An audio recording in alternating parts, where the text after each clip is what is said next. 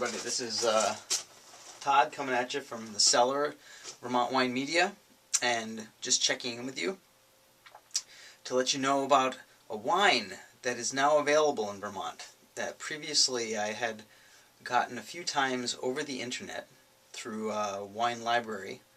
I originally was introduced to it because of a little promotional deal and found it quite fascinating and kept getting it. And it is now available. Vermont Wine Merchants just picked it up, and I saw it available in a local store up in Randolph, Vermont. And so I thought I'd let you know because, I mean, I guess I could have told you before, but now it's more easily accessible nearby. But this is the Ave Malbec from Mendoza, Argentina, from Rivadavia.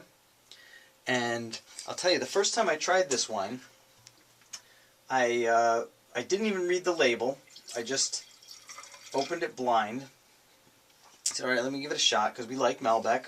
But it was right at that point where more and more Malbecs were showing up on the market, and the quality was a little spurious. In the early days of Malbec, boy, when you could find things that were inexpensive and were really blowing people's minds. Then as more things became introduced, there was a little bit of stratification. But this is one that really stuck out because I put my nose in it, and I got this really strong sense of an Italian cellar, like an Italian wine.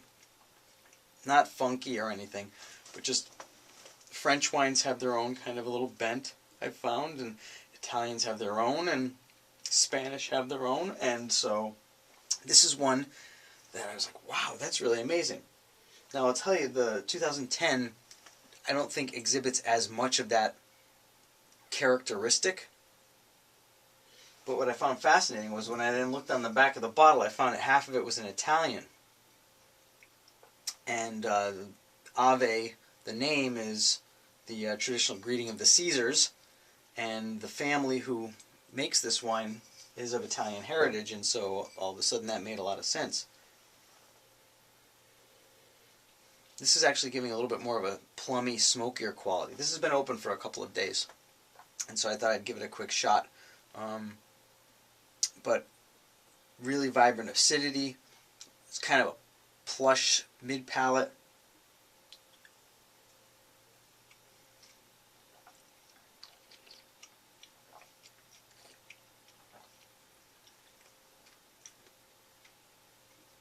Nice tannic astringency at the end.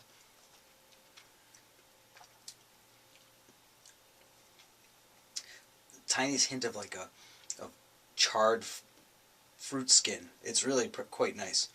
And anyways, I can't remember what it was I've gotten it for over the net, but because that's always a crazy deal. In New Jersey, pricing tends to be lower than our own. It may be a function of taxes.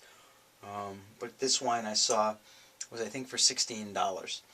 And for the $20 and under classification, this is really worth the money and worth trying. They do make a Reserva that I've got as well,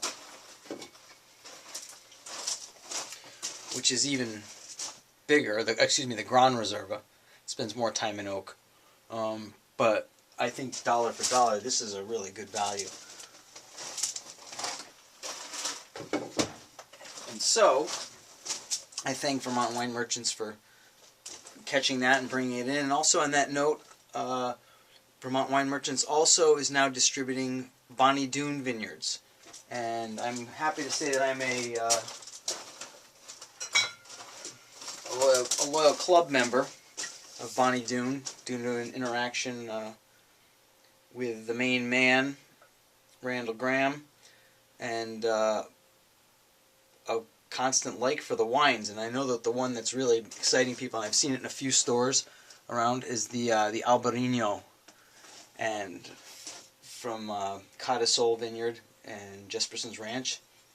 This is really nice. This is a good lush summer drink, and I would have a hard time finding anybody who wouldn't find something good to say about this wine. We had it at a recent panel tasting of organic, biodynamic sustainable wines, and this was the white that came out on top. They were all good, but this one really stood out.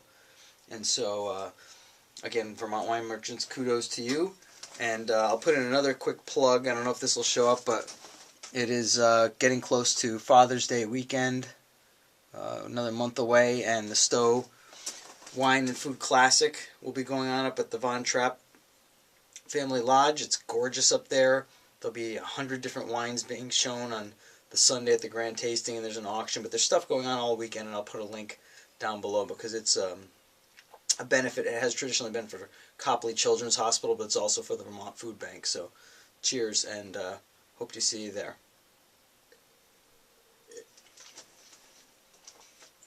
See you later.